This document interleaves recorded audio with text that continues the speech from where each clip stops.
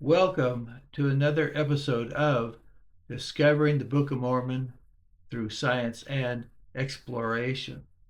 Today we're going to explore the question, were the people of the Book of Mormon brain surgeons?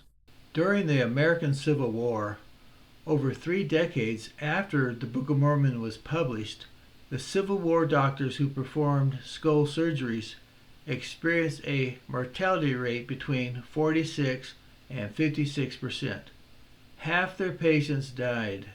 In comparison, archaeologists were surprised to find well-preserved human skulls in the dry coastal deserts of Peru. 800 of the skulls indicated that they had had trepanations performed on them. They were also surprised to discover that during the times of the Book of Mormon, half of the patients survived the procedure. By the time the Spanish arrived, 75 to 80% of the Inca patients who had skull surgeries survived.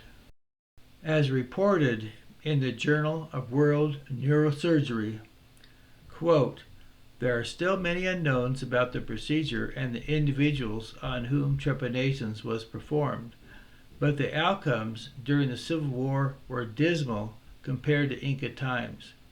The question is, how did the ancient Peruvian surgeons have outcomes that far surpassed those of the surgeons during the American Civil War? The question begs to be asked, how did the Peruvians learn to do trepanation surgeries in the first place?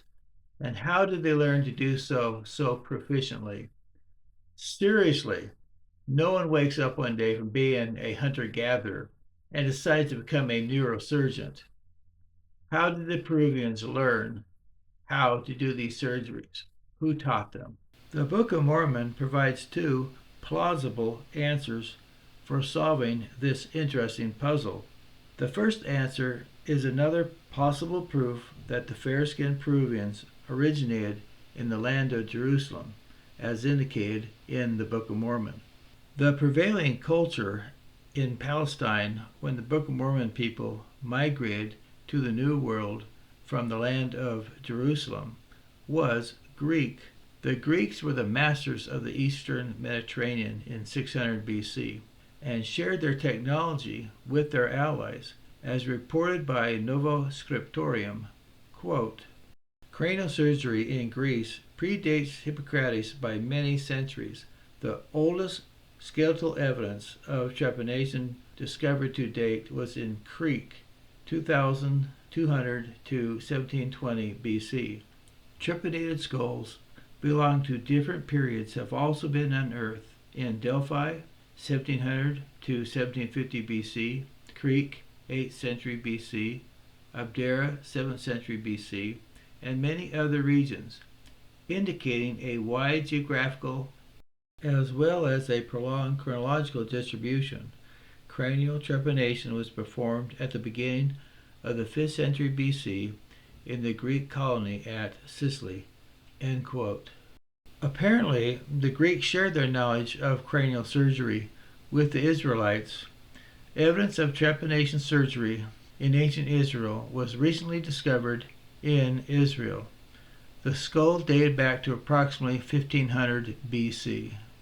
So, how did a Greek physician, or at least a Greek-trained doctor, arrive in Peru? One of the Book of Mormon groups was led by Prince Mulek, the son of Zedekiah. Prince Mulek, a royal, had fled Israel before the destruction and migrated to the Promised Land.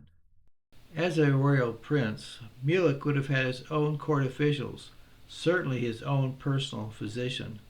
As the son of the king, that doctor would have been the best money could have bought. At that time, it would have been a Greek doctor or a doctor well schooled in Greek medicine. On fleeing Israel, Mulek would have taken his entourage, including his personal doctor, with him to the New World. How did the Peruvians become so proficient in cranial surgeries? The Book of Mormon suggests that they had lots of practice. Unfortunately, the history of the Book of Mormon people is one of almost constant warfare. Fortunately, the Nephite doctors appear to have been exceptional in saving the lives of wounded soldiers. Many of those wounded would have had head injuries.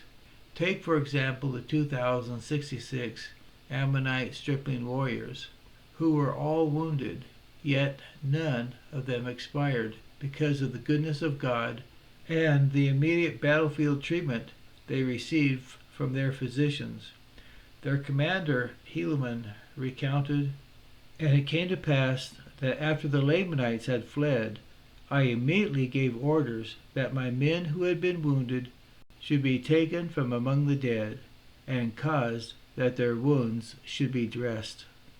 Practice makes perfect, and it appears that the Nephite and Lamanite doctors had lots of practice.